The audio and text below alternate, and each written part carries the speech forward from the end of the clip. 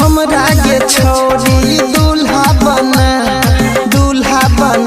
गे दूल्हा बना। हमरा के छोरी दूल्हा बना गे दूल्हा बना। कहबी त गोरा बोता देबो, कहबी त रोटियो पका देबो, कहबी त गोरा बोता देबो, कहबी त रोटियो पका देबो। पप्पू राम का कॉन्टैक्ट मोबाइल नंबर आज 8476970003। हेलो के बजै छी? डीजे पप्पू राम। की हाल चाल है?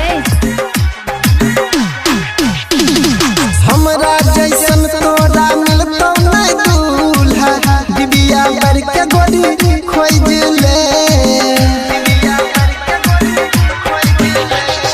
हमरा जैसन तोरा मिलतो नहीं दूल्हा, बिबिया बर के गोरी खोज ले।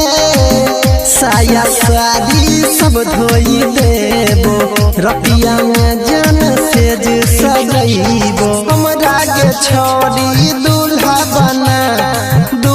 बना गे दूल्हा बना। कहबी त गोरा बोता देबो, कहबी त रोटियो पका देबो, कहबी त गोरा बोता देबो, कहबी त रोटियो पका देबो। डीजे पप्पू राम चौधराना। हेलो के बजै छी? डीजे पप्पू राम। की हाल चाल है?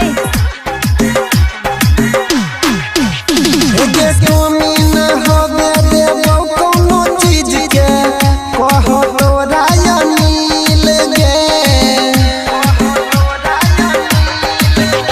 एके कमी न होबे देबो कोनो चीज के, कहो तोरा अनिल गे। कहे छो सत्यम सुनै गे गोरी, बड़ निक रहते अपन जोड़ी। करे सोम बारी भोले बाबा के मना गे भोले बाबा के मना।